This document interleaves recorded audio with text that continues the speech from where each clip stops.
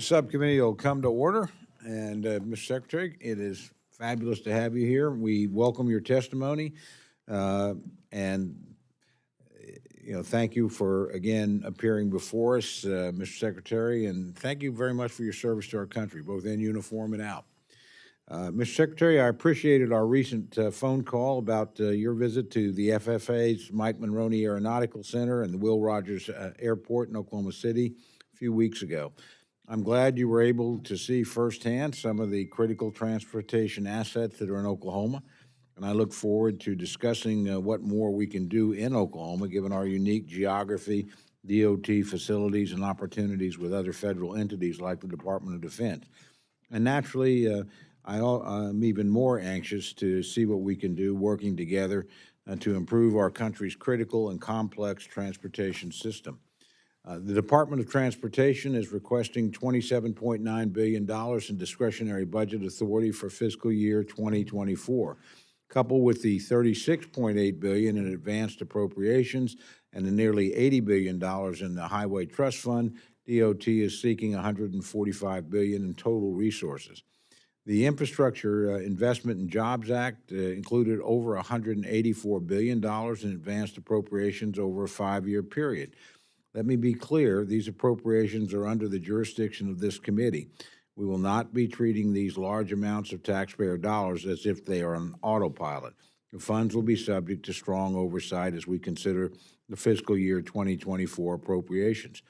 Mr. Secretary, I know that the department takes safety very seriously. So do I and the members of this committee.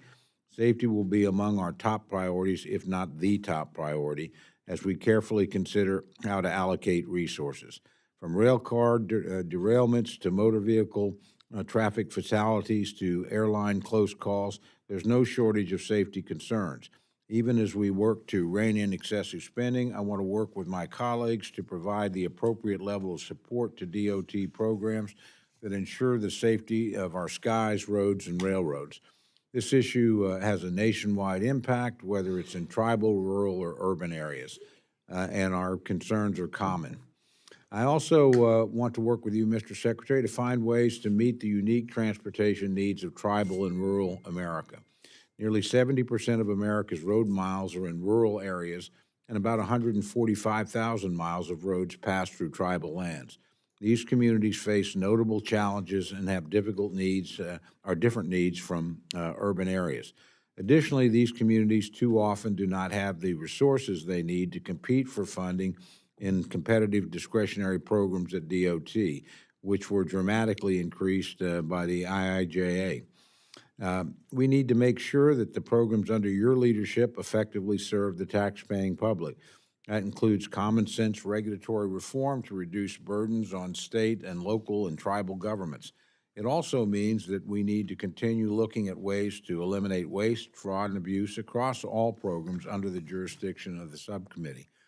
I am concerned that the administration's policies have not appropriately addressed inflation and supply chain bottlenecks. While inflation cooled to 5% last month, it remains well above the 2% target. And the high interest rates that the Federal Reserve has implemented to deal with inflation inflict enormous pain on American families and businesses. Excessive government spending is not the right approach to deal with this problem, as these challenges continue to adversely impact our constituents' quality of life. We are eager to hear your testimony today on how you will utilize the resources at the Department to foster a safer transportation system, address supply chain challenges, and help tribal and rural communities with their distinct transportation needs. Given the history of bipartisanship of this subcommittee, there are common interests shared by members on both sides of the aisle. As we begin the appropriations process, I look forward to working with my colleagues and with you, Mr. Secretary, to responsibly fund the government. I'd now like to recognize my good friend, the distinguished ranking member from Illinois, Mr. Quigley, for his opening statement. Thank you, Chairman. Mr. Secretary, as I'm sure you've learned, our chairman is a good friend and a very thoughtful, hardworking chairman, and we look forward to working with him and yourself on these issues. You and I have had the pleasure of connecting over the last couple of years in your capacity. You have been a great partner, and I look forward to continuing our work together in my role as ranking member. Overall, the budget request dedicates more than $108 billion to sustain our transportation networks and protect the safety of our airways, waterways, and railroads.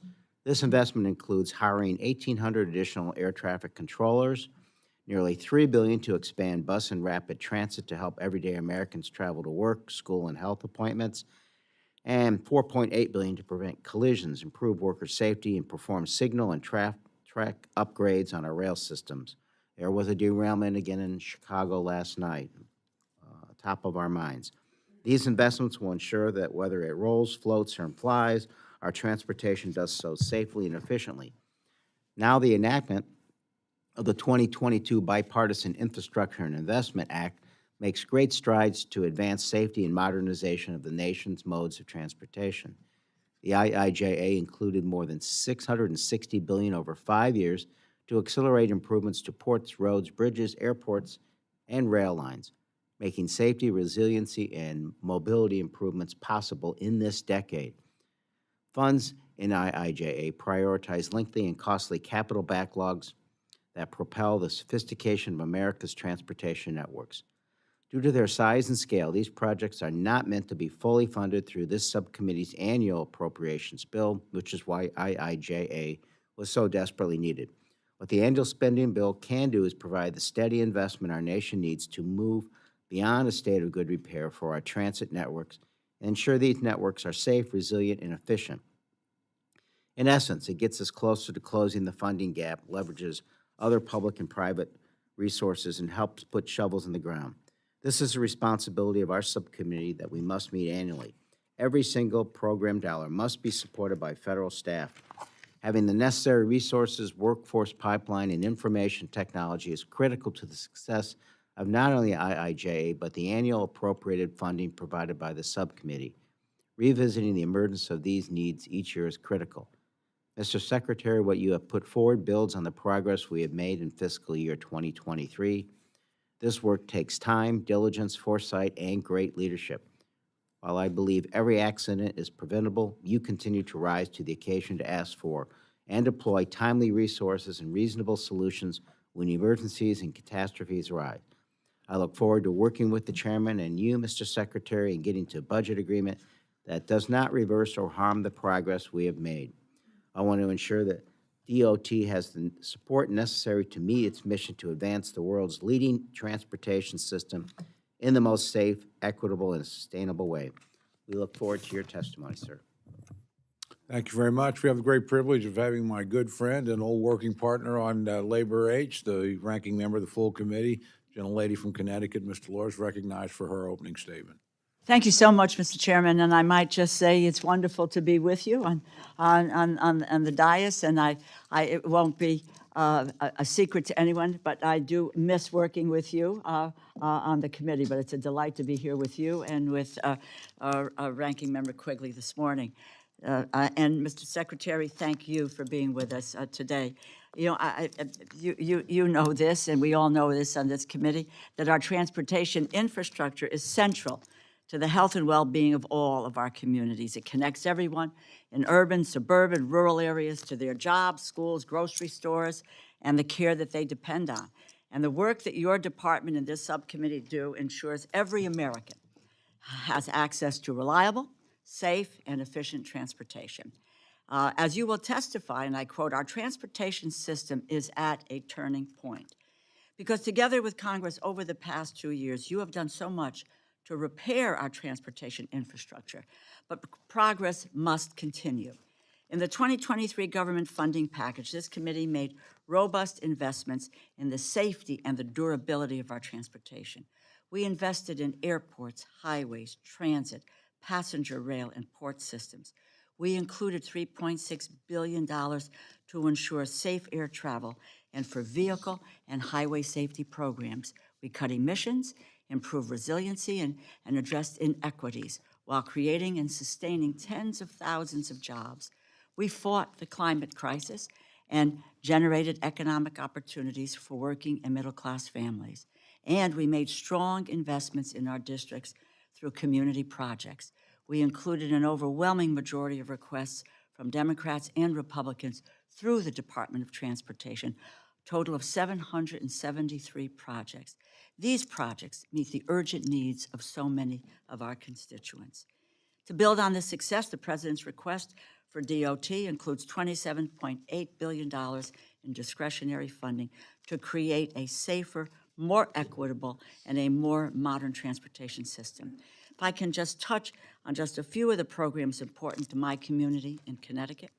To make our rail infrastructure safer, more efficient, the request increases funding for Amtrak's Northeast Corridor, including the Hudson Tunnels to meet the needs of our nation's busiest and most complex rail corridor. And you increase funding through the Consolidated Rail Infrastructure and Safety Improvements, CRISI, program to make significant advancements to the safety of our rail network. You also plan to make important investments to address the roadway safety crisis, including the critical funding that would accelerate the development, and this is an area I've written to you about, of the use of female dummies in crash testing. This will start to fight the gender inequity among vehicle safety and crash victims. This budget also builds upon and helps actualize the critical investments in the President's historic bipartisan infrastructure law. Before I conclude, I would just like to mention my worry over only some of my Republican colleagues' calls for drastic cuts to government funding. Yesterday, Speaker McCarthy introduced a bill to cut funding back to the 2022 levels and to impose caps for the next 10 years. Please, let's not make a mistake. Caps are just more cuts. And as you mentioned in your letter to me on the impact of these cuts, they would set our progress back significantly. Let me read some of them to you. Following the catastrophic derailments in eastern Ohio and West Virginia, rail safety jobs would be dramatically reduced, with 11,000 fewer safety inspection days and 30,000 fewer miles of track which is inspected annually. After recent near misses, our air travel would come to a halt, with 125 air traffic control towers shutting down, impacting 1/3 of all U.S. airports. The cuts are devastating. The safety of our communities and our transportation infrastructure depends on strong investments, which in a bipartisan way we have been able to do in the last 2 years, in 2022 and in 2023. We should continue to move in that direction. I thank you again, Mr. Secretary, for all of your work. And with that, Chairman Cole and Ranking Member Quigley, I yield back. Thank you so much. Thank you. And Mr. Secretary, again, it's a delight to have you here, and you're recognized for your opening testimony. Well, good morning, and thank you very much, Chairman Cole, Ranking Member Quigley, Ranking Member DeLauro, the full committee, and all of the members of the subcommittee for welcoming us here and for the opportunity to discuss President Biden's budget request for the Department of Transportation, seeking resources totaling $145 billion. I want to thank the members on both sides of the aisle who have been true partners as we work together to build a better, stronger, safer transportation system for the American people. Your leadership has helped to make the 2020s into an infrastructure decade for our country. We're in a moment of both profound challenge and historic opportunity for U.S. transportation. On one hand, our transportation systems are still grappling with the consequences of the pandemic, climate change, and decades of disinvestment. Industries have become more concentrated, often slashing staff and leaving the system less competitive. And when something goes wrong, Americans bear the burden, from millions of airline passengers stranded during the holidays to the residents of East Palestine, Ohio, after the Norfolk Southern train derailment there. Yet this is also a moment of unrivaled opportunity and progress. Thanks to the President's leadership and the work of this Congress, we have unprecedented resources to modernize our infrastructure. Every week, shovels are hitting the ground across our country. To date, we've announced over $200 billion for over 23,000 infrastructure projects, and we're continuing to get funding to communities as swiftly as we responsibly can. To name just a few examples from the transportation dimension of that investment. Already, we've started repairing 4,600 bridges and improving almost 70,000 miles of roads, which will mean lower costs, fewer delays, and safer trips. We've awarded the first round of grants under our Safe Roads and Streets for All program, delivering safety funding to big cities like Detroit, rural communities like Fayette County, Iowa, and tribal lands like the Blackfeet Indian Reservation in Montana. As you know, we see roughly as many traffic deaths in America as gun deaths every year. That's why the President's budget includes $3.1 billion for the Highway Safety Improvement Program and Advanced Safety Research Initiatives. We have also advanced public transit projects across the country. This budget includes $4.45 billion for our popular capital investment grants, which have supported major initiatives like the 2 light rail extensions in Phoenix and the Red Line extension in Chicago. And the budget would give transit agencies the flexibility they need to use federal formula funding for operating expenses as they adapt to new post-pandemic ridership patterns. We've strengthened ports around the country, from smaller ones like Helena, Arkansas, and Kaskaskia, Illinois, to major ones in Portsmouth, Virginia, and New York City. Our work on supply chains has helped to cut the number of ships idling at U.S. ports from over 100 down to the single digits. And the President's budget includes $230 million for the Port Infrastructure Development Program to continue this important work. For rail, we've made nearly $18 billion available to improve service and safety, to advance more than 70 major projects, and proposed a new rule that would require a minimum of 2 crew members per train. Derailments are down compared to decades past, but it is unacceptable that we still see roughly 3 per day in the United States. That's why the President's budget includes $273 million to support FRA safety personnel and expand our inspection capabilities.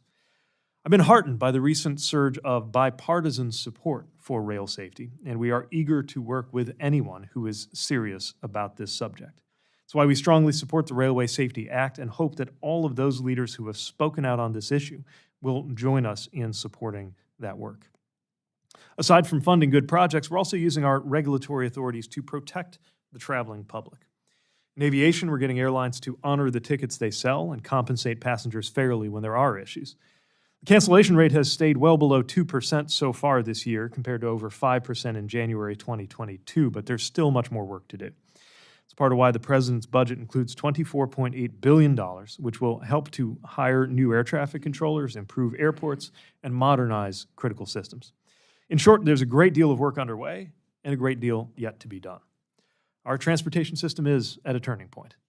We're finally in the process of renewing its physical foundations, but we're also grappling with serious vulnerabilities that pose real danger to workers, families, and communities. In 2021, Congress demonstrated that it could deliver the transformative bipartisan infrastructure law that had evaded our predecessors for decades. Now we need to bring that same dedication to sustain those investments in America and ensure that they reach every person and every community. Thank you very much for the opportunity to be here again, and I look forward to your questions. Pretty impressive, Mr. Secretary. It's right on the button. So thank you on time. We strive for on-time Before we performance. go into questions, let me quickly do some housekeeping. As I'm sure the Secretary's aware, and I know the members are, we're in the midst of votes right now. We're going to try and operate the hearing continuously, so you come and go as you need to, but we want to be respectful of the Secretary's time, and I don't want us to have to adjourn and then come back and stay longer. And I know a lot of you, of course, have flights to catch on the final day of the week. So again, we're just going to move along as best we can. You decide when you come and go and what you need to do.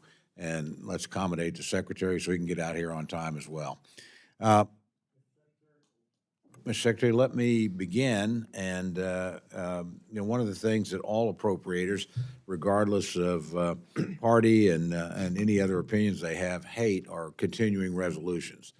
Because it essentially sidelines us from doing our job and allocating resources, making adjustments, doing the things we need to do to deliver for the American people.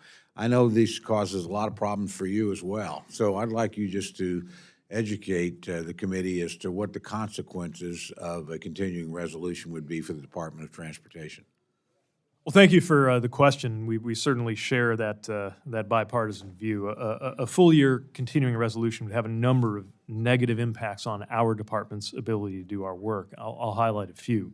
One, no additional funding to support increased air traffic control hiring, something that we have proposed in the '24 budget, which is important in order to have the right level of certified controllers and prevent staffing issues from contributing to delays. There could be delays in modernizing essential technology infrastructure supporting the national aviation system, including systems like the NOTAM system that caused trouble earlier this year. Over $1.7 billion in authorized surface transportation grant funding supporting infrastructure projects and safety initiatives would not be available to the states because the obligation limitation would be held to those fiscal '23 levels. And we would see, of course, increased pressure on our operational and administrative funding across the board because we have those inflationary issues and pay increases that go with them. So certainly something that would cause a lot of concern and would frustrate us in our mission. Thank you very much. As you know, many of the large discretionary grant programs through the Department of Transportation are required to submit a benefit cost analysis, or BCA, in their grant applications. BCA can be a valuable resource for the department when evaluating the benefits and costs associated with constructing an infrastructure project. However, I've heard the BCA calculations disproportionately affects tribal and rural projects, and they're having difficulty meeting the thresholds. From my understanding, if an applicant has a benefit ratio cost of less than 1, the department will not consider the project. Mr. Secretary, are you aware of any concerns from stakeholders or grant applicants about the BCA guidance and its calculations, particularly from tribal and rural areas? Well, it's very important to us to make sure that the BCA process is one that doesn't unfairly disadvantage any community. And where Congress requires that there be a benefit cost ratio in excess of 1, it's important to us to make sure that that process is one that is fair and workable for project sponsors. I will say that in some ways this can be beneficial for rural and tribal communities. Often costs are lower in those areas compared to urban areas around issues like right-of-way acquisition. And often transportation system users in rural or tribal areas lack existing alternatives, which means the benefits loom large too. But I'm very conscious of the ways in which there can be unintended consequences of the way that BCA computations are done, and we're frequently revisiting them to make sure both the process and the substance of it puts no one at an unfair disadvantage. Well, we'd like to work with you on that. I can tell you I've certainly had concerns expressed from my Department of Transportation in Oklahoma, which, of course, is a rural state, that they're having a very difficult time with it. And I hear the same thing from tribal governments, and as you know, as well as I, the resources they have for these kinds of studies vary enormously depending on the size, sophistication, relative wealth of the tribe. So a lot of the smaller, more remote ones who actually have the greatest infrastructure needs are really disadvantaged in this situation and are frankly looking to us and this committee and honestly the department as well to figure out ways to put them in a position to be able to compete more effectively for these funds. Well, we would welcome an opportunity to work with you on that. We want to make sure that this process is, of course, rigorous, but also user-friendly. And the smaller the community or the less resources it has, the more daunting that process can be. We want to do everything we can to make sure that it's not a barrier to these communities accessing funds. Do you have specific proposals that you have in this area right now that you're considering? Well, one thing I know is that OMB has revised guidance on the BCA process. What we try to do is fit any either administrative guidance, administration-wide, and or statutorily required thresholds and fit them to a day-to-day process that's more user-friendly. It's part of why we stepped up technical assistance, try to make sure that our own resources go to working with those communities that can struggle. And there are a handful of processes that aren't subject, or I should say programs that aren't subject to that BCA requirement. And so when we see one that just any way you do it isn't going to make the cut, but is still a worthy project, we try to remind project sponsors of the opportunity to apply to those programs as well. Thank you very much. I'll now turn to, the ranking member of the full, you want to go to vote? No, I said I'll go next. Okay, yeah, very good. The ranking member of the full committee, my good friend, Ms. Delore, for her questions. Thank you very much, Mr. Chairman. In the interest of time and the votes, let me just truncate any kind of commentary, but focus in, Mr. Secretary, on what has been the pronouncements on cutting the budgets of this to at least 22% if we move to the 2022 levels for the 2024 budget. With regard to Amtrak, that would mean a $540 million cut to Amtrak. What would be the real-life impact for Amtrak to sustain this the scale of a cut? I mean, do the other two? How does the president's request support Amtrak? How can the Consolidated Rail Infrastructure and Safety Improvements, the CRISI program, and the federal-state partnership for intercity passenger rail grants program provide funding to provide critical lines for the Northeast Corridor and sustain and improve performance? Let me also add one more to that, which is really alarming about the potential to FAA and the nation's air traffic controllers if we move to these areas. So those three. I will also make an addendum. Heritage Foundation, which a number of my colleagues support, a very prestigious think tank, has talked about eliminating the rebuilding of American infrastructure with sustainability and equity, the RAISE program, federal-state partnership and intercity rail grants, capital investment grants, and phasing out the grants to the National Rail Passenger Service Corporation. So these cuts the potential of these cuts is real. It's not just speculation. So if you could just answer these the questions. Well, eliminating a program like RAISE would mean that hundreds of communities would miss out on the opportunity to make improvements that are benefiting everything from supply chains to physical safety of travelers. And I could point to every part of the country where those projects are underway. We get dramatically more, even at the robust funding levels we have, we get dramatically more demand than we can meet. And so we know that communities have a need. It would be a terrible loss, I think, to not have the opportunity to help meet that need. With regard to Amtrak, the budget requests $3.1 billion, and that's to fund base operating capital and debt service requirements. This would be in addition to the advance appropriations. Without them, I have to think that would have an impact both in terms of delaying Amtrak's progress in dealing with their maintenance backlog and issues that folks, whether they are traveling intercity or whether Amtrak is part of their daily commute, as it famously was for the president for many years, would see that, feel that, and face the cost and the burden of that. You mentioned CRISI grants. The S in that acronym CRISI is for safety. And at a moment when the country is rightly focused on the safety of our railroad systems, to put it concisely, this is the wrong time to be cutting back on railroad safety.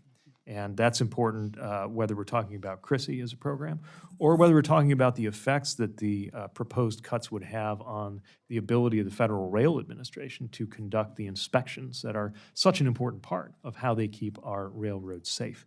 Likewise, on the aviation side, with everything that the aviation sector has been through, I cannot imagine why anybody would believe that now is a good time to be shutting down air traffic control towers. We depend on these facilities and the workers in them to make sure that that our national aviation system is safe. And while the FAA would not allow any unsafe condition to arise, regardless of budget constraints, what would certainly happen is an effect on the cancellations and delays that sometimes happen when you don't have adequate staffing or resources to serve them.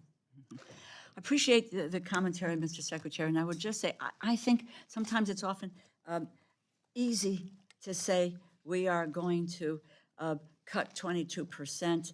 It's about when you put pen to paper and you look at what the implications are as you laid out. I think there's a very big education process here in a very short period of time. I think because I do believe that particularly on this committee, on a bipartisan basis, people understand the direction that we're trying to go in. You talk about a historic moment, and we're at a turning point, and we have made serious, serious investments. This is about safety, it's about jobs, it's about our economic future, and that's what transportation is. And so but I think with the understanding of what the devastation of what we would inflict on our economy and on the public and in their public's best interest, I would work with you to help get that information out and to talk through how we may be able to really encourage people to say, we can't go down this road. Let's think about how we can deal with spending, but let's not, move in that direction. So thank you very, very much for all your efforts and your commitment to the job. So thank you. Thanks very much. I'm likely not to come back, after votes Understood. because there's others. So I appreciate being here with you this morning. Thank you. Well, Mr. Secretary, welcome. And first of all, I want to thank you for your service. As a former secretary, I understand how difficult your task is, and I appreciate your service. I also understand the responsibility you bear, being responsible for our transportation system and a secure supply chain. I'm sure we both agree that I would say it is in our best interest in national security to have a supply chain that is controlled by U.S. or our allies. And I also would ask you to agree that energy independence certainly would be a priority in our national security. Indeed. Given that, you also have a record of being an advocate for climate change. I don't think that's changed. Would you, is that I wouldn't fair say I'm assessment? for climate change. I'm for fighting it, certainly, yes. So are you aware then that China is the largest emitter of CO2? Yes. And are you aware that China is responsible for 90% of the plastics? 90% of the plastics in the oceans come from 4 rivers in China. Are you aware of that? I didn't know that statistic, but I'm not surprised by it. Well, are you aware also that China is the largest violator of fishing regulations and laws? Yes. And of course, you're also aware of critical minerals. Yes. Are you aware that China controls, either directly or indirectly, more than 62%? In many cases, the preponderance or absolute control of critical minerals. A condition we are working hard to change in this administration. And I'm going to ask you further about that. But critical minerals, as you know, is also required for EV. Indeed. Seems to be that cobalt, lithium, in some cases germanium, is absolutely required for EV. And are you aware that to meet the demands today, that the U.S. would have to increase mining by 2,000% for 20 years to reach the demands today? Well, the chemistry of our batteries has not completely stabilized in a way that I think can be fully predicted for the next There may decade, be but innovation. there's no question that we're going but to right now. Yeah, there's no question that we're No, going to need to no source question. more minerals, both domestically and from friendly countries. Well, and that's the catch, is we all want cleaner, better, more efficient. But your stated goal and President Biden's stated goal and my stated goal, and certainly President Trump's was the same, is that we seek energy independence. We seek energy dominance so we're not held hostage by foreign entities. Indeed. Well, how do you get to be energy independent when the components of EV today are all controlled by China? And have you done an assessment of how much mining we would have to do and where the critical minerals are and what we'd have to do in order to meet the demands of a very aggressive program to convert. And have you done an assessment?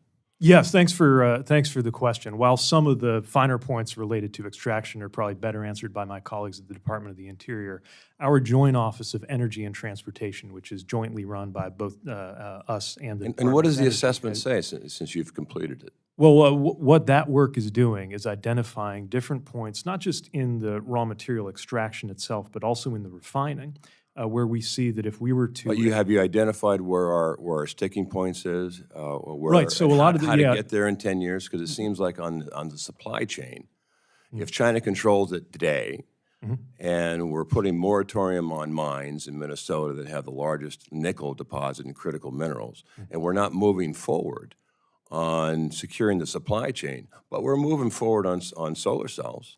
Well, again, the Department of Solar Energy. cells made in China. So be much easier to answer So how are you your going to question figure if this out? Okay.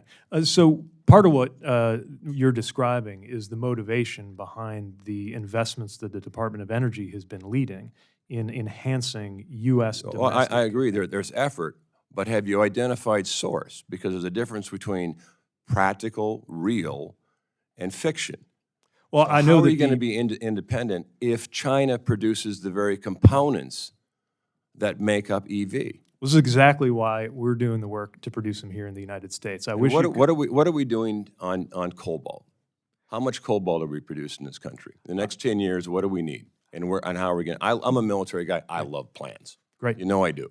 Well, first of all, I'd encourage you to become familiar with the private investment and the public-private partnership investment, real dollars, not just plans, that are going out through these DOE Have you read the programs. critical mineral report, the multi-agency report 2017? I have not read the 2017 multi-agency critical mineral report. I am very familiar, I'm sure you are. absolutely familiar. Have you read the 2017 climate change report, multi-agency? I believe that's informed some of the work that is in you our read it? plans through the joint energy, but I've not read that document cover to cover, no. I would suggest that, Mr. Secretary, that you read those two documents. Well, I Because can, on both cases, Mm-hmm. what they clearly state is the U.S. is becoming dependent on China. which is, And unless we change the rudder, is that we will be more dependent. And unless we figure out the supply chain first, our pursuit of EV makes us more dependent on China. I would For argue solar that our action to win the EV future cannot wait. I would argue that China is already working to win EVs and that they will win if Well, we Mr. do not Secretary, pursue this. if it requires critical minerals and we don't have control of them, and China manufactures, produces, processes the very components necessary for EV, then how is that achievable to be independent if we depend on China more? And the more we press, and I'm all for the above, all the above. But before we leap blindly, there's two concerns. One is that we have clear control, either ourselves or our allies, of the supply chain to include the critical minerals and components. Secondly is what are we going to do when they're end of life cycle? As you know, 90%, or are you aware that 90% of the solar cells today are dumped in some landfill across the country? I'm not as familiar with the life cycle of solar cells, but I would emphasize one of the most important things to bear in mind when we think about the critical mineral sourcing and refining that goes into EV battery components is that end-of-life recycling will be a vital part of how we meet our marks. Now, of course, that's alongside the onshoring and friendshoring that we need to do, both with regard to the Unfortunately, we're extraction going to and take a refinement. recess. But the concerns, I'll end it with this, is the concerns I have are supply chain from the very beginning to the very end. What are we going to do, and does that make us more vulnerable to a potential adversary? So with that, since there's only one member and promotion by attrition, we'll have to take a quick recess, and sir, thank you for being here tonight. I appreciate all you do. Thank you, Congressman.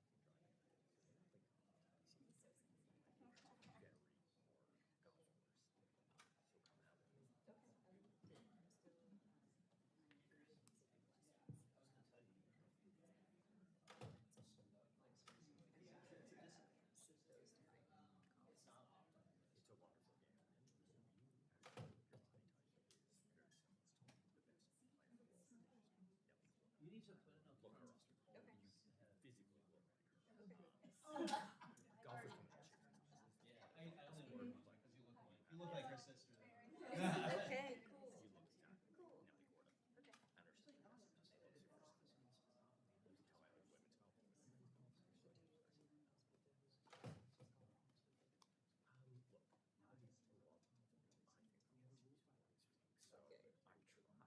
so fucking important. But to get out, the birds, the trees, with difficult course in the water, that's fun. We did.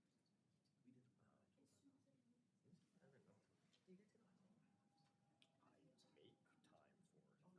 I'm gonna go practice this evening. General Trump, meet her. She's appropriator, set aside. Recruit her months ago. So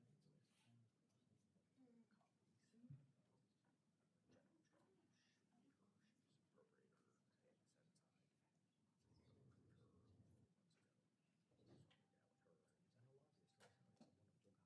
And a lobbyist, right? He's a wonderful guy who just gets transport issues. So we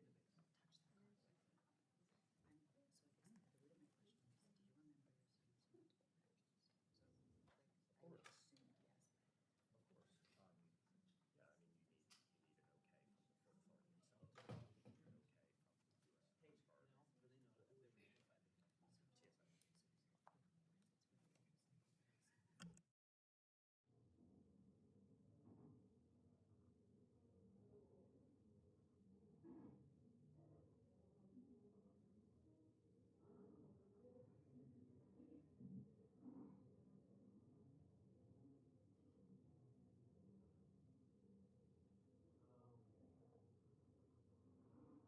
soup tins. They very much care about operating scanners, security scanners. In the other half of the ports, they're leasing out the operation of the Port Authority to what's called a terminal operator. So we fall somewhere in between, like when it comes to scanners, the ports care directly. You're talking about scanners, right? And they didn't have a chance to update the database. So I guess the root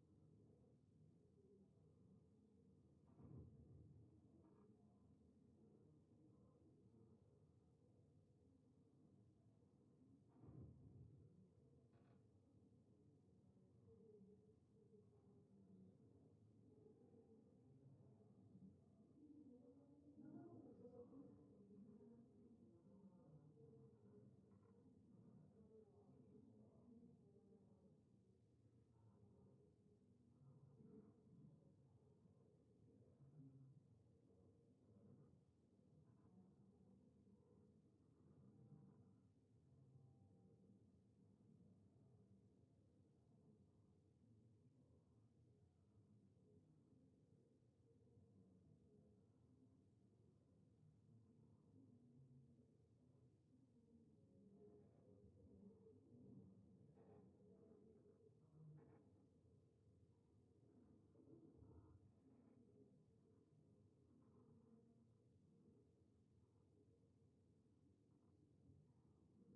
you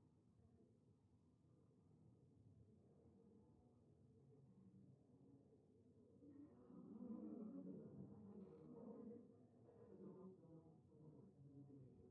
So, like, I would assume yes.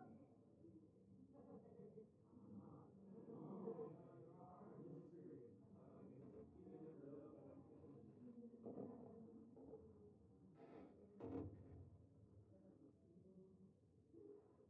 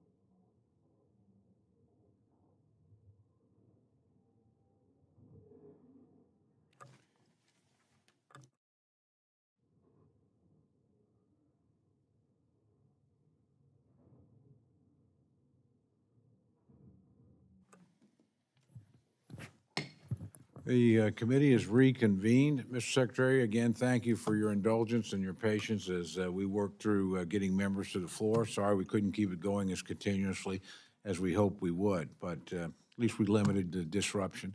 If I can, now we'll go to my good friend, the ranking member, for any questions he cares to offer. Thank you again, Chair. Mr. Secretary, the chairman asked about what happens if we have a CR and what impact that has. My friend, the ranking member of the full committee, talked about what those cuts might mean if we're at 20% to particularly rail safety.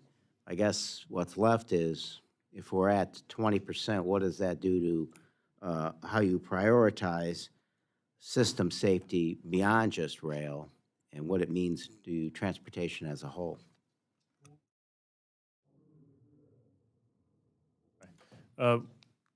We're a safety agency, and everything we do is prioritized first and foremost around safety. And that also means that when our activities are cut or suspended or impacted by some of these issues, that affects our ability to meet our safety mission. If we think about the aviation side of that, for example, we'd be looking at a hiring freeze in effect for our whole operations and facilities workforce. That includes controllers, includes safety inspectors, and there's some experience of this in the past from moments like the 2013 sequester. That was just a 5% reduction and led to furloughs, which of course are going to have an impact. If we were, we talked about rail, I would point to our Pipeline Hazardous Materials Safety Administration, PHMSA. I don't see how they could conduct the current pace of field inspections with those kinds of cuts. In fact, we estimate about 2,000 fewer days would be dedicated to inspecting hazardous liquid and natural gas pipeline facilities and LNG export facilities, as well as a diminished ability to respond to hazmat incidents, which they often do. For example, while I think it's widely known that Federal Rail Administration personnel were on the ground within hours in East Palestine, I'm not sure everyone is aware that PHMSA personnel were there too. These are the kinds of activities that could be impacted. There would be a reduced workforce and hiring freeze at NHTSA, which of course makes sure that our vehicles are safe. Transit would be affected. There's no part of our transportation system or our safety mission that I don't think we'd be touched in some way by these levels of cuts.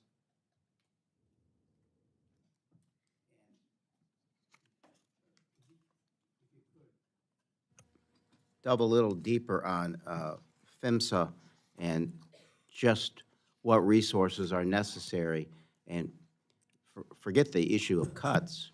You know, in a perfect world, what is it that we need? What numbers do we need to get to enhance rail safety to the point where it's never going to be foolproof, but we can help overcome the numbers that we're facing now?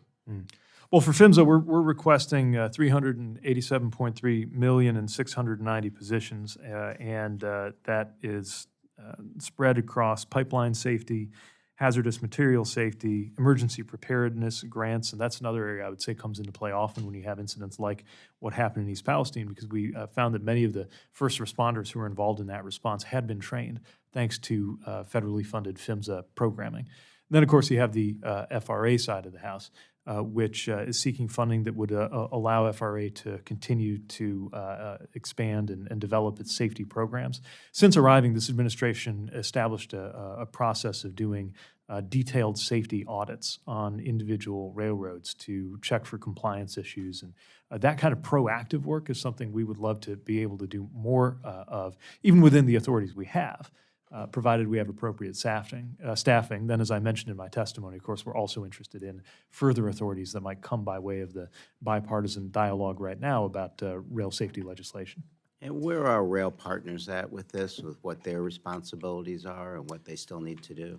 Well, I think they could be doing a lot more, and I've called on them to do a lot more. I will say, after I called on them to participate, for example, in the confidential close call reporting system, which enables whistleblowers at railroad companies to identify safety issues without fear of reprisal, they did respond, and all 7 of the Class 1 railroads committed to join that program. So that's a step that I do want to recognize. But we would like to see a lot more. For example, more proactive work to notify communities when hazardous materials are coming into their jurisdictions aboard freight trains. And while we will continue calling on industry to do the right thing, I think ultimately, rather than merely asking, we need to make sure we have the right combination of legislation and enforcement activity to compel them to do the right thing. Thank you. I yield back, Mr. Chairman. Thank you very much. We'll next go to my good friend from Florida, Representative Rutherford. Thank you, Mr. Chairman, Mr. Secretary. Great to see you. Sir, I'd like to bring up an issue that's very near and dear to many people around the country. These front-over accidents, I've heard from concerned constituents in my district, and I'm sure every district across America. These front overs are usually accidents that occur at very low speed, usually in parking lots, driveways, and they always involve pedestrians. It's my understanding that NHTSA reports on non-traffic accidents such as these that occur in driveways, parking lots, or private roads. In their non-traffic report from 2016 to 2020, they noted that 386 pedestrians are killed every year by a forward-moving vehicle in a non-traffic setting. And that's concerning. I know there's some efforts out there that the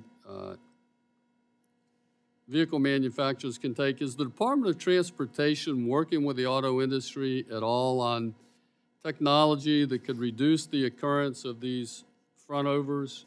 And would DOT benefit from collecting additional information on this from these non-traffic accidents, such as their setting and what causes them?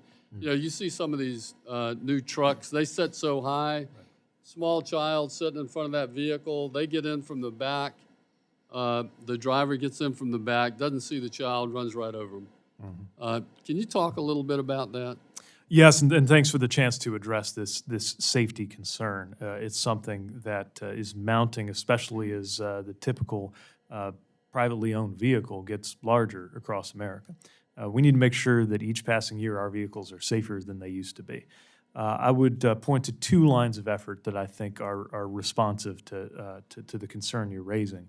One has to do with continued data research and rulemaking on technologies like automatic AEB and the braking that goes with that, and just the visibility that can be created through sensors, cameras, and other technology.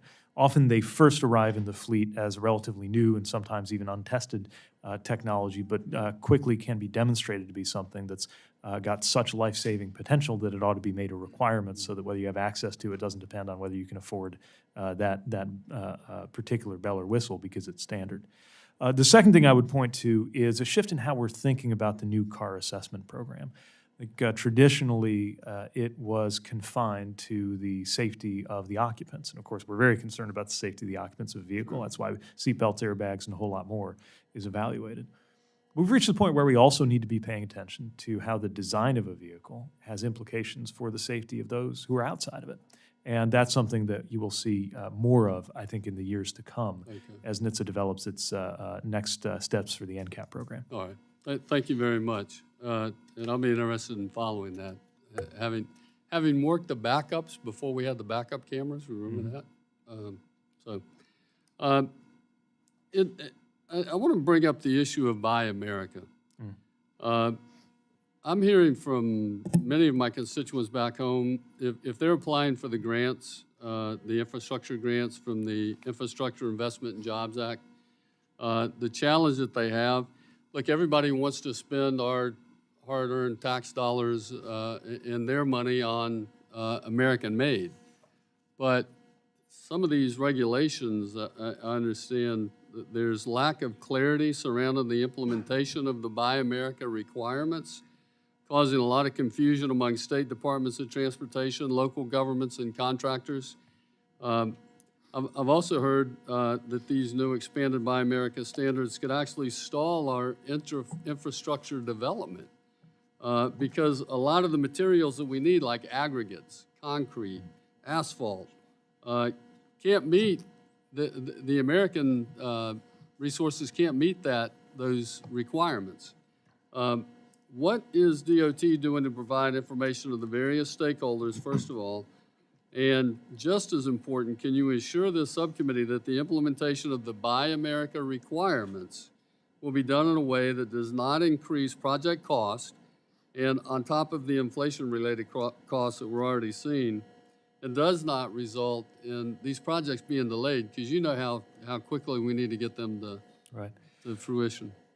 So we're very focused on making sure that these projects are delivered on time and affordably, and recognize that there's a balance between our strong commitment that begins with the president to make sure that American taxpayer dollars buy American goods and American materials, and making this a process that our project sponsors find manageable. And in some cases, there will be growing pains as well, because we're seeking to stimulate more of a domestic industry, but it's not fully there yet.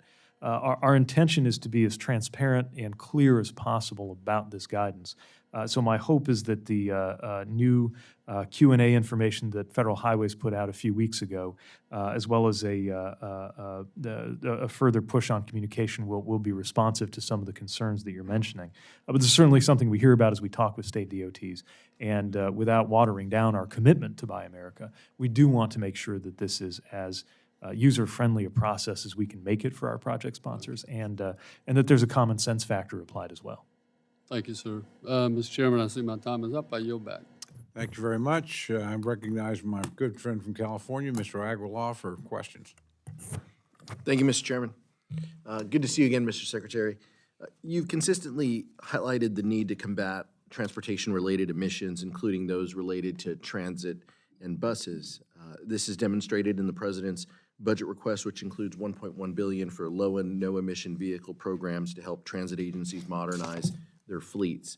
Reducing transportation-related emissions is important for my district right next door to my colleague here, Ms. Torres, as you visited us in the past. We have some of the worst air pollution in the nation, and we want to see this significantly changed, and we know that low and no emission programs is an important part of that. Mr. Secretary, how would, first of all, just I guess from a broader perspective, how would the funding levels, if we were to reduce this program to FY22 levels in the low and no emission program, impact underserved communities like ours that continue to suffer from air pollution? Well, we know that an investment in low and no emissions buses is an investment in economic empowerment for the people who will ride it, clean air for the people who live around those routes, and of course, an investment toward our national climate goals. I'll follow up to get the numbers on the impact that would come with that. What I can tell you is that we would be well short of what we're asking for here. There are advance appropriations that are part of the picture for the low-no program, but our total request is $1.1 billion. And I can tell you that every penny of that is going to be sought after by project sponsors based on the experience that we had in our first round. We got 530 eligible project applications in fiscal 22 for $7.7 billion worth of purchases. We were able to fund 1.5 of that. So we know that there is enormous interest here and demand. And any cut to that would just mean we would have to turn away that many more worthy and eligible applicants. I also wanted to highlight that San Bernardino County, where I live, has experienced positive impacts from this program. Our local transit agency has been working toward a goal of 100% zero emission fleet by 2040. And in August received $9 million in funding from the low and no emission vehicle program in order to buy 4 hydrogen fuel cells to add to its fleet, as well as partnering with apprenticeship programs at the local community college to make sure that we can maintain that. I think it's a worthy endeavor, and they're making significant progress. Also wanted to stay with the West and talk climate in California. We know over the last several years, California's experienced extreme weather conditions and most recently atmospheric storms and flooding. The administration's highlighted the growth in extreme weather and climate-related disasters from the perspective of having more resilient transportation infrastructure. Can you talk about the work that your agency is doing, the department is doing in taking advance construction of more resilient transportation projects? Thank you for the question. We're within a few days of announcing the notice of funding opportunity for the Protect program, which is one of the, I think, most novel and timely programs included in the IIJA. It allows us to fund and support projects that seek to make infrastructure more resilient because, as you noted, these extreme weather events are becoming more frequent and more severe. And from wildfires to droughts to floods to mudslides, they are impacting our infrastructure, certainly in California and every part of the country. This is also something, of course, it's not just confined to our Protect program, but it's the first of its kind in terms of being dedicated for that. We also make sure that where appropriate statutorily, we're integrating resilience considerations as we evaluate various applications that come in. Just to give one example, sometimes a road project will be able to demonstrate that it's of particular significance as an evacuation route. and that's something that we would want to take account of. Thank you so much, Mr. Secretary. And on behalf of our region, and also want to thank you for the grant opportunities that you've sent our way. We very much appreciate it. We work as a region in Southern California. We often say that my constituents might work in Norma Torres's district and go to church in another district. Folks, the work that the transit agencies do and that we have from a mobility perspective is so important in making sure that people can get to where they need to be. Thank you for your efforts and your leadership, and good to see you again. Likewise. Yield back, Mr. Chairman. Thank you very much. We'll go to another of my great friends from California, Mr. Valadeo, for questions. Thank you, Mr. Chair. Thank you, Mr. Secretary, for making the time for us today. I really appreciate your time. The Central Valley is one of the highest producing agriculture regions in the world. Yet due to ongoing supply chain issues, particularly at California's ports, our farmers and ranchers are struggling to get their products to foreign markets. While it's gotten a little bit better, it still continues to be a problem for us. Can you give us any update on what the DOT is doing to make these problems a little bit easier for us? And can you tell me about the coordination between the Department of Transportation and USDA as it relates to ag products facing those delays? Is there any prioritization for perishable goods? Oh, thank you for the question, and the short answer is yes, we're working closely with USDA. I would note, for example, that during the most acute periods of these backups, we were able to team up with them on helping make these what are called pop-up ports or container yards available that facilitated a more fluid movement for agricultural exports. And we recognize that while most of the supply chain stories are covered in the media in terms of electronics coming in from Asia, the issue of American goods being exported is a very important dimension of this. It's one of the reasons why we're investing so much in port infrastructure generally, and the President's budget includes a robust request on top of the advanced appropriations for PIDP. And I know that many of the applications that come in for that program would benefit the agricultural export fluidity in the long run. In the shorter run, I also appreciate the chance to mention a program of ours called FLOW, Freight Logistics Optimization Works. This is a voluntary program where we brought in a number of players from across the sector, retailers, ports, anybody who we think has data that if they were just talking to each other more, it would make our ports more efficient and our supply chains more fluid. And we've signed up a number of partners, including largely from the private sector, dozens now, and are working toward being able to have a prototype of that model up and running this year. It'll be a small dollar amount compared to most of our requests, but I think an investment well spent for exactly the reasons you're raising. All right. And one of the issues there, because of the port situation, obviously can cause some problems with our rail as well. And is the DOT doing anything to help with the rail situation? I mean, obviously, we saw all the news with folks with trains literally parked and people stealing all the items off of them. Has there been anything on that front? And then on top of that, with the rail issue, I mean, we got to the point where we had farmers literally waiting on commodities moving across the country. I've got a large ag district, but a lot of animal agriculture, so chicken, poultry, pork, dairy, beef, waiting on corn, soy, and all the different products that come from the Midwest. And I had truckers running from mill to mill all across the valley, scrambling to get in line to pick up whatever commodity they can find. And it wasn't a simple call. It was you had to show up with a truck, and you've got empty trucks running back and forth, tearing up roads for no purpose just because we weren't able to get those products delivered. And so this rail situation tied with the port just made life miserable for us. And it's gotten a little bit better, but what can we do more? Yeah, we've been pressing the railroad industry on this, but I believe there's also a public sector role to play that you'll see reflected in the budget request, especially around areas like the CRISI grant program, which we think can contribute to fluidity both in traditional freight rail and in some of these multimodal contexts that require specialized equipment and facilities that can make a big difference in the kinds of contexts that you're describing. Also, I would point to the fact that in addition to being consumers of rail, agriculture producers are more likely to live in communities that are impacted just by quality of life issues like blocked crossings and the safety issues that come with a lot of grade crossings. That's why we're very glad there's a rail crossing elimination program included in IIJA, and have been able to use some of our other programs as well to help support projects that would just reduce some of the occasions for that kind of blockage to happen in the first place. All right, and a quick question. Many cities and counties in my district, and it kind of goes along with what you were just saying, don't have the resources. A lot of smaller communities. I've got some of these communities don't even have city councils. They're just little communities. And they struggle to get the resources together to apply for some of these grants. They're burdensome. There's a lot of regulations. Is there anything that you've done or that you have the ability to do to help alleviate some of these problems, allow these smaller communities to have the access to the same resources as some of the large communities that can afford to have the representation a lot of them have?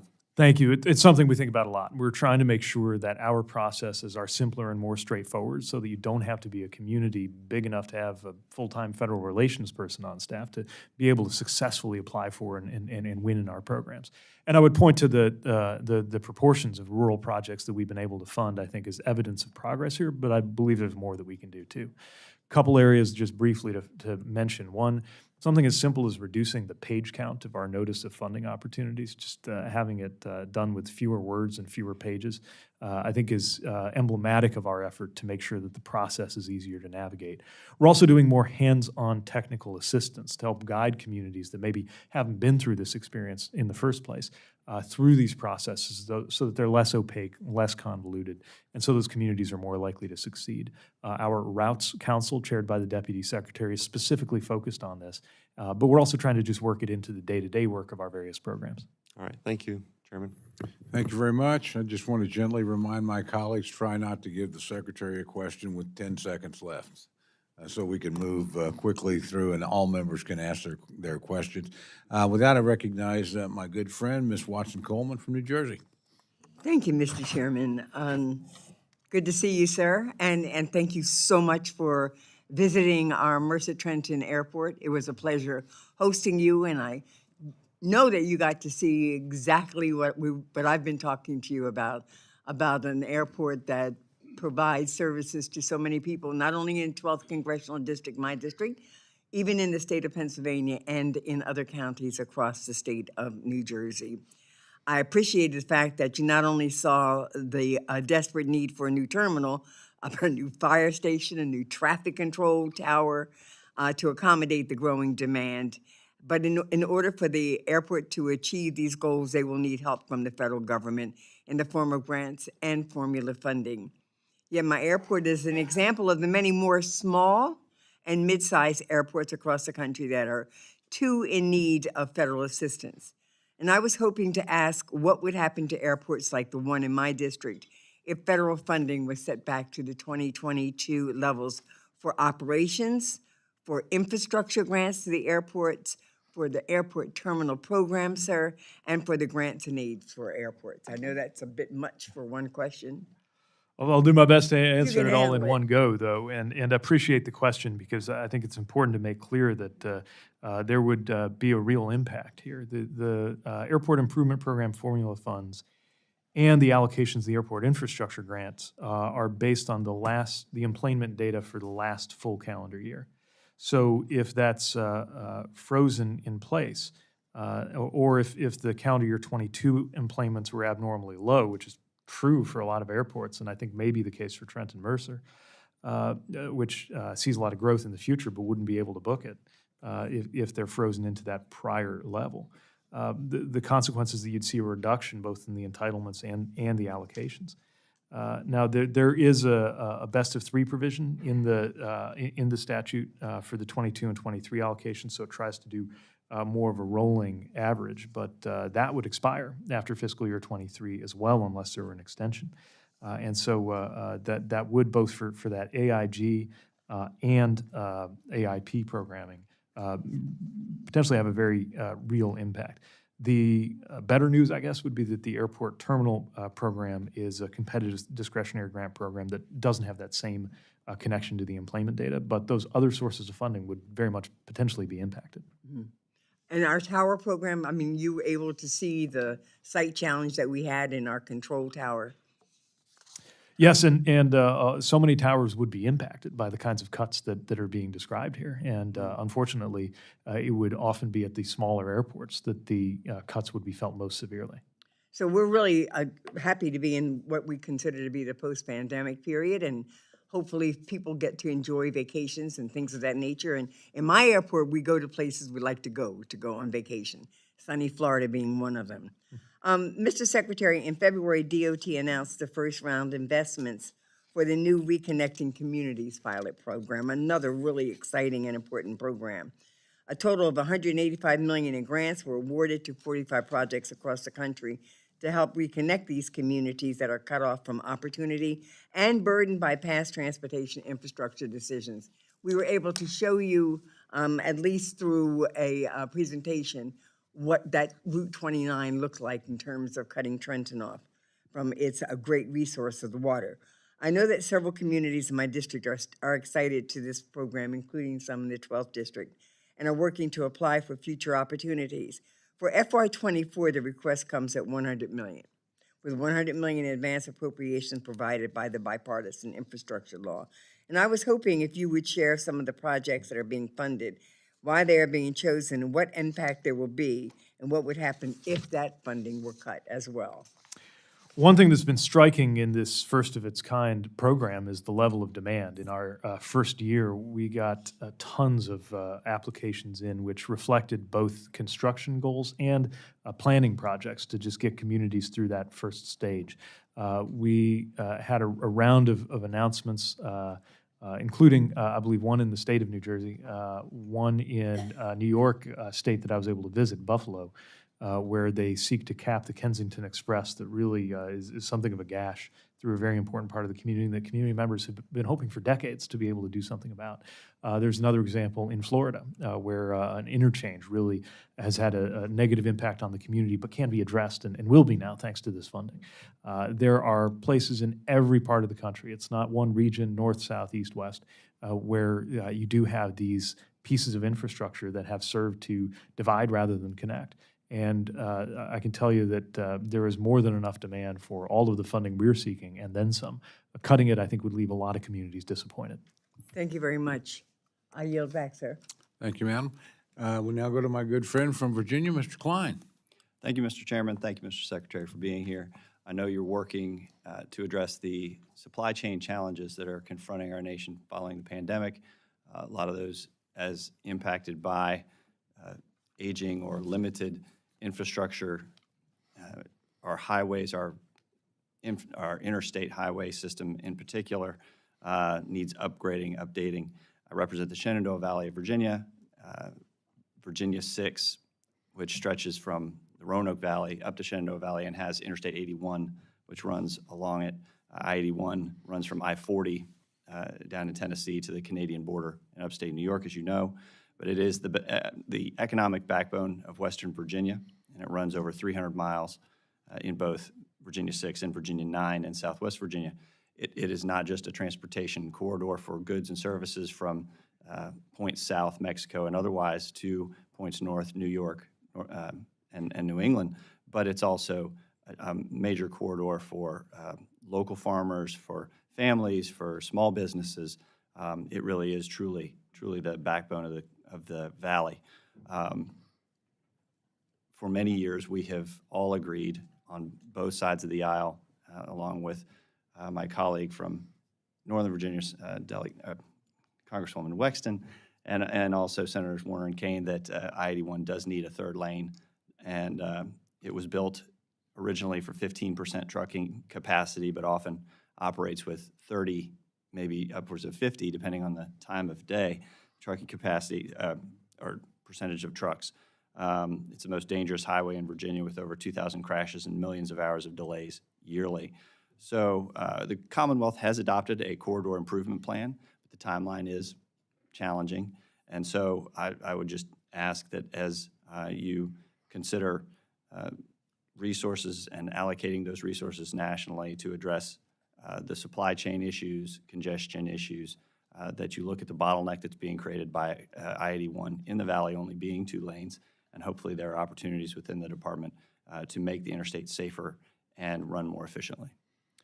Well, thank you. I'm aware of this corridor improvement plan. I believe there are 64 different projects that are encompassed within it, and know that that's going to be a big lift. I'm aware that the state has put forward a lot of resources, and we're glad that the increased formula dollars that come with the infrastructure law are part of the mix of funding available for that. But certainly would also note that there are a number of discretionary programs that we have that might also come into play for many of the projects that are part of that broader vision, and certainly an area that we're very much aware of as we're doing our work. Thank you very much. Let's see. I wanted to also ask about the livestock industry, which is important in the Valley. The livestock industry has been exempted from the ELD mandate, electronic logging devices, for the last 5 years. Meanwhile, statistics through the trucking industry as a whole show that ELDs have in fact reduced safety on the roads as drivers are speeding to beat the clock. How do you respond to the fact that the ELD implementation may have led to less safe roadways in some areas? Well, the idea of ELDs is to make sure that drivers do not drive longer than they safely can, leading to fatigue, which we know is a major cause of crashes. Certainly, if there is an attempt to defeat or work around that, that could lead to an unsafe condition. I don't believe the solution is to abandon our work to reduce fatigue. But I do believe that there are a number of steps that we can take that are part of a broader safe systems approach that will make a difference in conjunction with the work we do around hours of service. And just one example that I would mention is the availability of truck parking. We know one thing that creates a lot of pressure on drivers is as they get close to timing out on their hours of service, they're not sure if there's going to be a safe, let alone convenient place to park between now and then. It's one of the reasons why we are encouraging states to use eligible formula dollars to fund truck parking and using some of our own discretionary dollars, most recently in projects in Florida and in Tennessee, to directly construct more truck parking, because that shortage is real and an issue we hear a lot about. If we have any from left drivers. over after that third lane gets constructed, we'll put some more parking on there too. Maybe they could go together. One more question. Truckers and independent owners, operators from my district have expressed concern with the FMCSA's proposed rule for heavy vehicle speed limiters. Time and again, data suggests that it's a complicated factor about the causation of truck passenger accidents, not to mention that the rule could be particularly harmful to small business owners. Does DOT think implementing this rule will be specifically harmful to independent owner operators, and how did DOT decide on the suggested 60 mile per hour maximum? I'd asked you, Mr. Secretary, to be short. You're kind of violating. Sorry, my rule Mr. there, Chairman. Okay. Fine. He didn't give the Secretary the time. Well, the short answer is safety is our North Star. We'll be guided by the data, and we welcome stakeholder and industry input as we're working toward finalization of rules. Thank you. Thank you. I recognize my good friend from California, Representative Torres, for questions. Thank you, Mr. Chairman. And Secretary, it's really great to see you. I hope the family is doing great.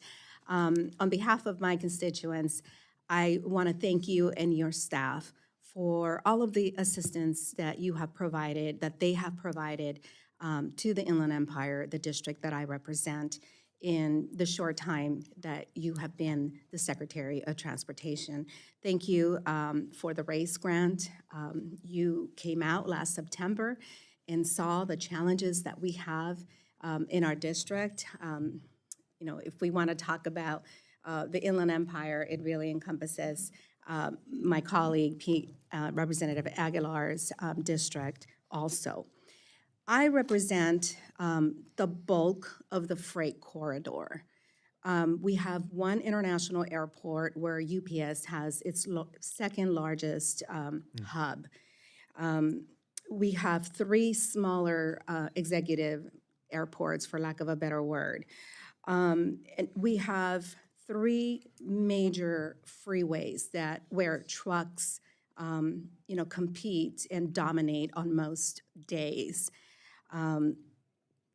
We really need your help. And I know that you have given so much, and your staff has given so much, but I would like to ask of you here to help us figure out, maybe there's a pilot program out there that we can work through where we can get technical assistance to deal with some of the issues related to the freight corridor that I represent. While the Port of LA and Long Beach are extremely important, and I would like to just remind you that 40% of all containerized imports come through the Port of LA and Long Beach, and 30% of all exports go through those two same ports. Pretty much all of that comes through my district first, by either rail. The Alameda Corridor splits my district in half, which causes other problems because we have no over or underpasses. I can't say no, very few overpasses to deal with emergency vehicles that need to get from one side to the other to help people in need. So we have experienced the worst air pollution. We continue to experience that even through the COVID period, where our commuters were grounded, working from home. We still had the worst air pollution in California was centered in my district. We had 177 ozone days. So we really need help to figure out how do we, we're not looking to shut down any port. We're not looking to shut down commerce. We are looking for assistance and some relief. You saw some of that with children, challenging streets where children had to compete with truckers, to walk from their home neighborhood to their high school or middle school. So I think that you get some of our challenges. I just want to ask you, with the cuts that Republicans are right now, trying to reduce our budget, this budget, the infrastructure bill, communities like mine simply cannot do without your help. And a 20% reduction to your team would have, critical impacts negative impacts in my district. Well, thanks for the question, and I will never forget during my visit to your and Representative Aguilar's district, seeing that passageway that the students of Etiwanda High School have to walk under without a sidewalk, let alone, or even a gutter, let alone a sidewalk, on their way to school. And of course, we're proud to be supporting changes to that corridor. The broader issue you're speaking about is one that implicates both economic security, because we need those supply chains to be strong, and justice, because the people who live along those supply chains shouldn't have negative health consequences just because so many goods pass through their neighborhoods in their area. This is a good example, I think, of what it means when we talk about how we use taxpayer dollars to make our country better off. Programs like the Congestion Mitigation and Air Quality Improvement Formula Grant Program, we've got $2.6 billion programmed for that for fiscal '24. The Carbon Reduction Program, which was created by the infrastructure law, which reduces not just carbon, but I think also other harmful pollutants often will be reduced too. And strongly believe that we need to be doing more, not less right now, especially because one of the challenges of our time is to accommodate and encourage a higher volume of throughput in terms of our goods, Yes. without that leading to a higher volume of burden and pollution that would come with it. I know that you have two young babies, and I hate to add, more to your travel agenda, especially since you already visited our district. But I want to ask for you to send a team of your staff to work with us. I would like to have a roundtable that would include the governor's office, because they are looking to pass bills for buffer zones. So if buffer zone areas are created, it's going to kill how goods movement flows through the region. So we need to work together. I apologize to the chair, and I yield back. Thank you very much. We next go to our good friend from Arizona, Mr. Sistamani. Thank you, Mr. Chair. And thank you, Secretary, for being here with us today. As you know, in my home state of Arizona, Interstate 10 connects our main cities of Phoenix and Tucson, and it serves as a critical artery for many individuals who frequently travel back and forth for work, for pleasure, for tourism. It's also key for security and more. And as our state has grown exponentially, so has the need for an expansion of the I-10. This interstate serves as a major corridor for our state and our region, facilitating international trade and commerce as well, but it's become a dangerous portion of the highway with only 2 lanes in each direction and creating a bottleneck. So every time I go home, I hear from my constituents about their growing frustrations with the worsening traffic on the highway and the dozens of accidents occurring due to a lack of proper infrastructure. A few months ago, I was disappointed when this administration denied my state's mega grant application for an expansion of the I-10. And on December 16th, 2021, the Federal Highway Administration, an agency within the Department of Transportation, of course, issued a policy memo encouraging states to prioritize using Infrastructure Investment and Jobs Act formula funds for road and bridge repair over capacity expansion. This memo has since been rescinded, prioritized the implementation of partisan policies and disregarded congressional intent. So can you please tell me about how the Department of Transportation is prioritizing infrastructure project grants and how Arizona can be more competitive moving forward? Well, first of all, let me make clear that we recognize there's no one-size-fits-all policy. While we want to make sure that transportation policy and choices reflect things that America has learned over the years, including the effects of highway expansion on induced demand and the fact that sometimes it is not the solution that it seems to be. It's also certainly still the case that there are places where expansion is called for, and often the places where that is most likely to be called for are in high-growth areas like what we see in Arizona and the West. And in any case, as both iterations of our federal highway guidance made clear, with regard to formula dollars, these decisions are up to the states. In terms of the application you referenced, I do want to make sure it's well understood that we received far more excellent applications for the mega program than we could fund. We were able to say yes to approximately 4% of the funding, which meant, of course, 96% worth of the applicants went away disappointed because we had about $20 billion of applications for about $1 billion of funding. However, of course, that was only the first year of the program, and that's only one of many programs. And so you have my commitment that if we haven't already, our team will get together with the project sponsors for that I-10 application and make sure that they know everything that would be useful to them in making their application as strong and competitive as possible, both for future rounds of MEGA and potentially other programs that it might qualify for.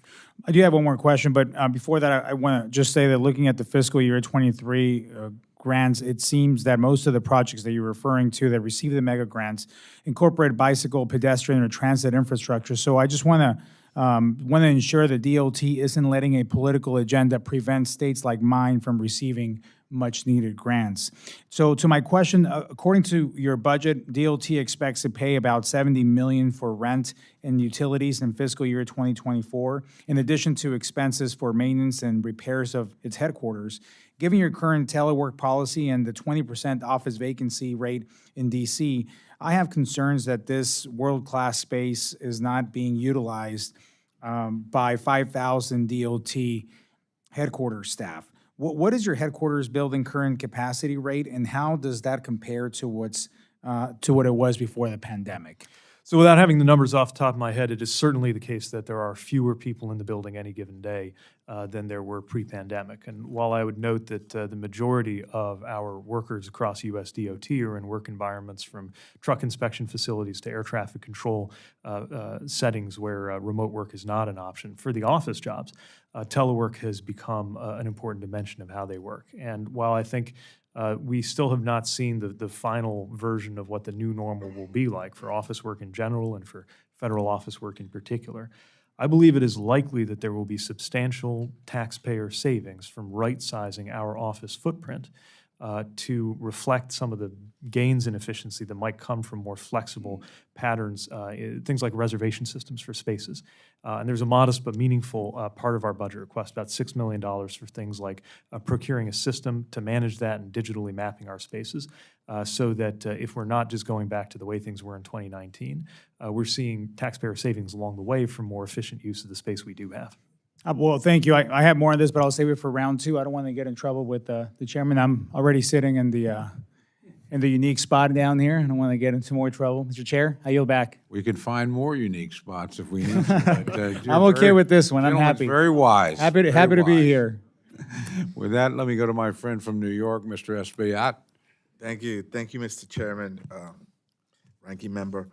Secretary, thank you for your service, your commitment to our infrastructure, to transportation. Certainly, our country needed much more than just a facelift.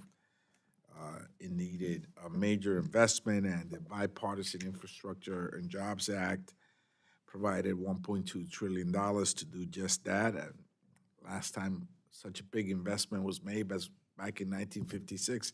I don't think you were born there, but it was $25 billion that the Eisenhower administration provided to increase from 7,000 to 41,000 miles of road across the highways across the country.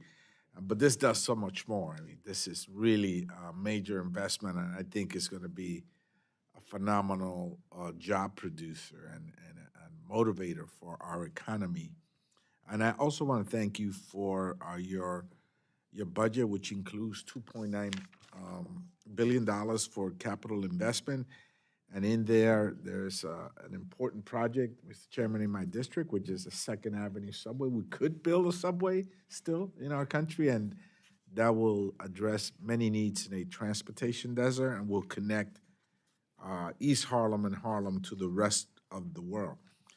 My question is, Secretary, your budget requests $59 million for cross-cutting research and development to advance new technologies and practices to improve railroad safety and efficiency. What are some of the new technologies in the works to improve railroad safety? Could you complete these necessary improvements with nearly a 20% cut? I mean, if we're having these rail safety issues, what will the cut mean regarding that? Well, thank you for the question. And whether we're talking about enforcement or whether we're talking about research, I believe this is the wrong time to be cutting railroad safety investments. The kind of work that we propose to do, I think, could make a real and lasting difference in operating improvements as well as safety improvements on our rails. Some of the things that are in view of the FRA's research and development program include further refining autonomous track geometry systems and rail integrity systems. They use ultrasound to help identify rail flaws that might not be visible to the naked eye. There would be standards and specifications for the next generation of positive train control systems. We're hearing a lot about development on the surface road side, but also intelligent rail systems that could make grade crossing safer, prevent trespass are something that we could do a lot of good work on. Anything and everything that could be used to prevent a crash, a derailment, an accident is something that we want to make sure we're investing these R&D dollars to help with, and we would like to see more, not less, go toward that, especially at this time when the country's eyes have been opened to the frequency of derailments and other rail accidents in this country. Thank you. I think that's critically important, and I hope that we can avert that crisis. Finally, I'm going to make a statement. I always tell my colleagues that I have the largest parking lot in the entire country. It's called the Cross Bronx Expressway. And gridlock there often every day turns it into a parking lot. And so we're working to cap it, Mr. Secretary. I'm working with Congressman Richie Torres for that. Robert Moses, the infamous Robert Moses, so like divided the Bronx into the South Bronx and North Bronx with the Cross Bronx Expressway. But that's a little stretch, and not many people know about that. Connect the Cross Bronx Expressway to the George Washington Bridge, and that's called the Trans-Manhattan Expressway. I would like perhaps to that be considered also. It's a very small, less than a mile perhaps, but stretch, but important as well. And I would like for that to be considered in the studies and the work in capping that infamous parking lot that I have in my district, the Cross Bronx Expressway. We'd welcome a chance to work with you on that. Thank you. Thank you. Thank you, Mr. Chairman. Thank you very much.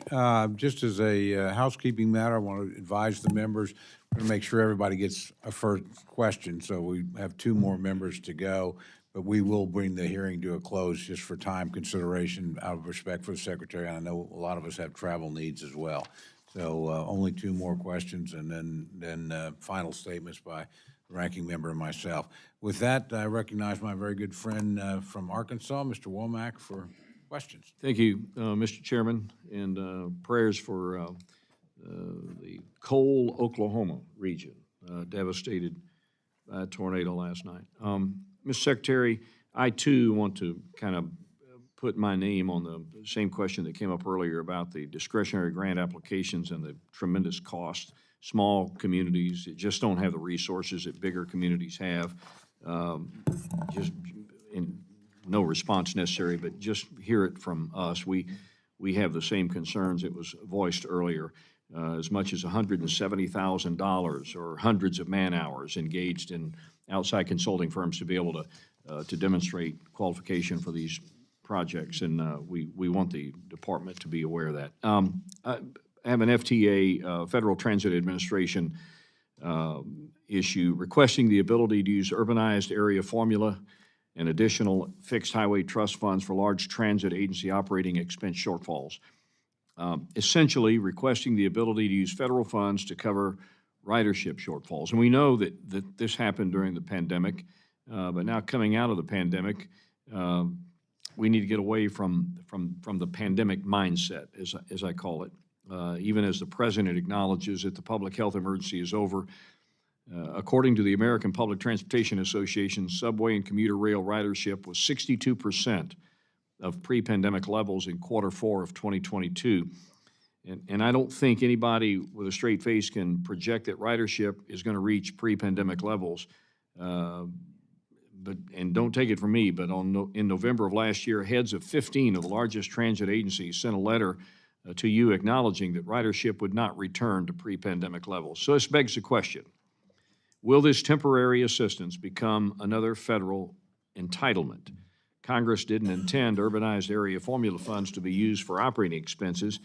It was not an oversight. It's recognition that transit agencies should rely on ridership to fund their operations, which I personally think is a reasonable requirement. Frankly, many of my constituents in Arkansas think that way too much money goes to the big city transit agencies, and this proposal would only increase that amount. So, Mr. Secretary, if Congress granted you this authority, how would you ensure that this is a temporary program? We do want to make sure that cities and states recognize that we still expect them to make appropriate investments in transit. We also know that transit yields major economic benefits. For every dollar invested in transit, there's about $5 of economic growth that come with it. And many transit agencies have continued to face fiscal issues, which we think are acute, and we believe are not permanent, but are not resolving just in a year or two as post-COVID commuting patterns continue to evolve in the country. The main thing I'd emphasize here is that this is a form of flexibility, not a requirement from us. So we're trying to make sure that the transit agencies have what they need to head off any kind of fiscal cliff that could leave commuters high and dry, and at the same time are not viewing this as anything short of a measure to help bridge through that period. And of course, with this or anything else we do are going to make sure we're staying within the lines of the law as written. Okay. Last question is about the contract tower program. I have 4 airports in my district that use this very successful public-private partnership, and I believe it enhances aviation safety. I think it's well documented. It's effective. It's cost-effective. Contract towers handle about 29% of all U.S. tower operations, but about 10% of the overall budget. So I think it's a pretty good bang for the buck. I'm concerned about how the changes proposed in the FAA's recent market survey announcement for the contract tower program will affect aviation safety and program costs. I'm worried that we're introducing unnecessary risk into this successful program at a time when we're seeing historic air traffic control staffing shortages. So, Mr. Secretary, can you, in the remaining time, 40 seconds we have, can you help me understand how you will evaluate the risk of fundamentally changing the contract tower program versus any projected cost savings? Well, to be clear, we are calling for a budget request that will fully fund all towers participating in the program, $194 million, in addition to putting to use the $20 million provided for airport-owned federal contract towers to be able to make improvements or changes that need to happen there. These are subject to benefit cost calculations, but we also recognize the unique situations and distortions that have occurred across the aviation sector in recent years. And anything that we seek to do moving forward will be in the spirit of refining and improving the program, but in a way that we want to make sure works for the airports and the communities concerned. Thank you, sir. Appreciate your service to our country, and as a former mayor, you get a lot of these issues that we're broaching with you. Thank you so much. Thank you, Congressman. Thank you. We'll go to our last question of the day. My good friend, the gentlelady from Virginia, Ms. Wexton. Thank you so much, Mr. Chairman. And I take note of the fact that I am the last question of the day, so I'll try to move it along as best I can. Also, I want to tell you, I kind of like having my own little table down here. It's nice to be all alone down here and just have a little room to spread out. It's very nice, so I don't mind. And Mr. Secretary, it's great to see you again as well. And for the first time since I've joined the subcommittee, I'm very pleased that I'm not going to be inviting you to the grand opening of the Silver Line Phase 2. It opened in November. We're very delighted to have you there. Thank you so much for coming. It would have been really embarrassing if I invited you twice and you hadn't shown up, so thank you. It was a pleasure to be there. Thank you. Mr. Chairman, I would like, Mr. Secretary, I'd like to ask you a little bit about the Leesburg Airport. I'm not sure if you're familiar with that or not. The Leesburg Airport was one of very few airports that participated in the remote tower program, but it was actually a remote tower that was operated. It was entirely remote, so there was no tower there at the airport. As you know, earlier this year, the decision was made to stop pursuing qualification for the remote tower technology that had been used at Leesburg Airport for several years. I also won't be surprised to hear that because Leesburg was untowered before it got the remote tower, it did pick up an awful lot of traffic during that period of time, and it was really good for the airport and also for the very region. So it's very, very concerned about what will happen if we stop if it suddenly becomes untowered without any other solution.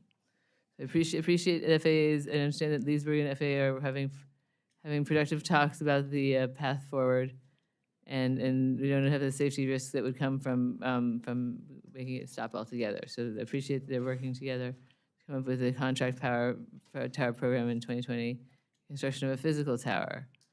I look forward to discussing with this more detail with Administrator Nolan next week.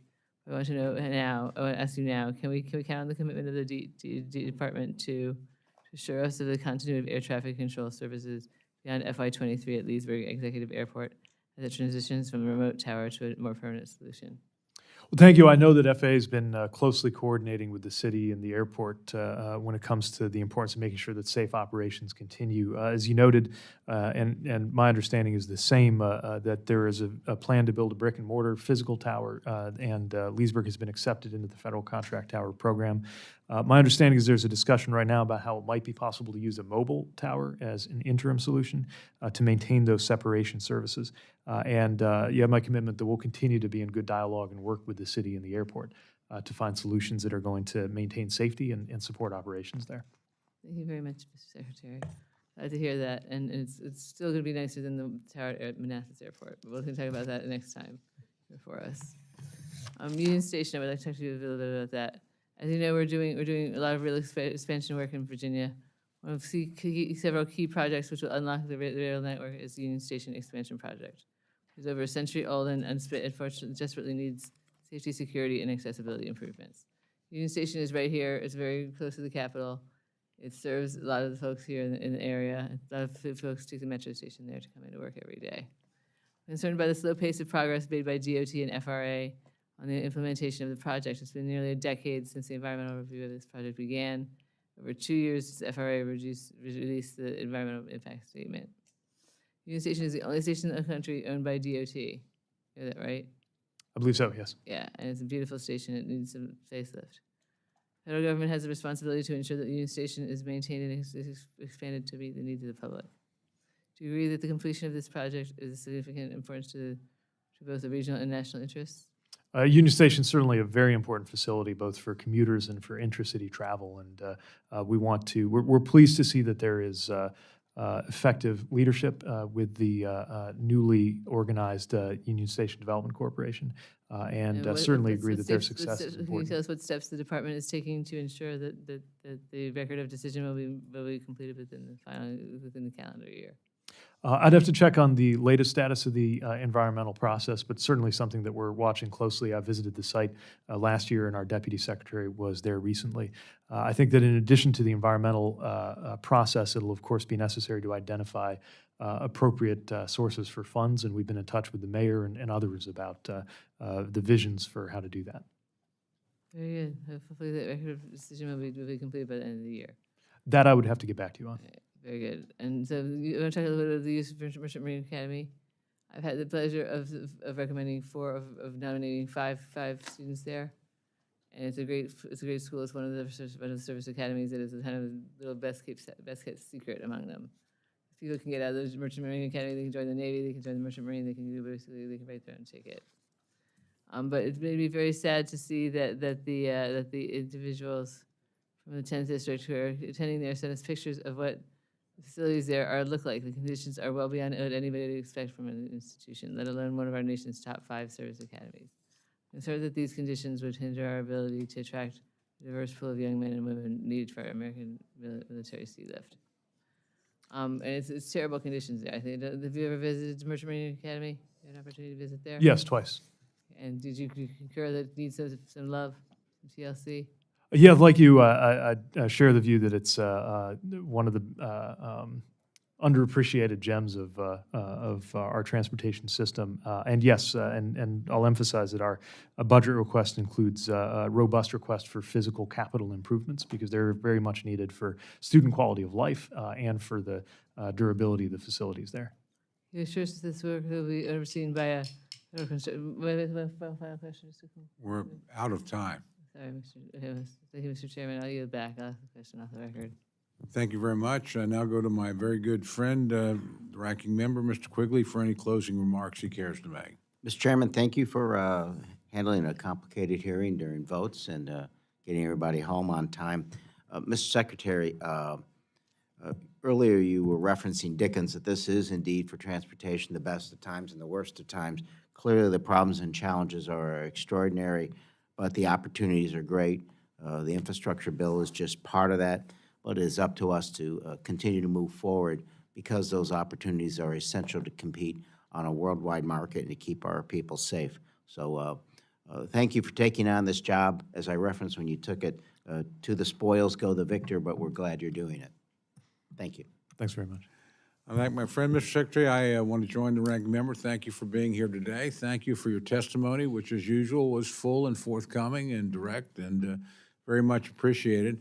To my friends on the other side of the aisle who were concerned about cuts, I'm going to echo a quote that I used at our last secretarial meeting. We don't have our final number yet, so it may be better than you think. It may be just as bad as you think, or it could be worse than you think. The one thing I will guarantee you, you won't be happy with it, whatever it is. So that's fair enough. But I also take the opportunity to remind my friends, we're in an extraordinary inflationary cycle, the worst in over 40 years. Most economists agree that was kicked off by the American Rescue Plan.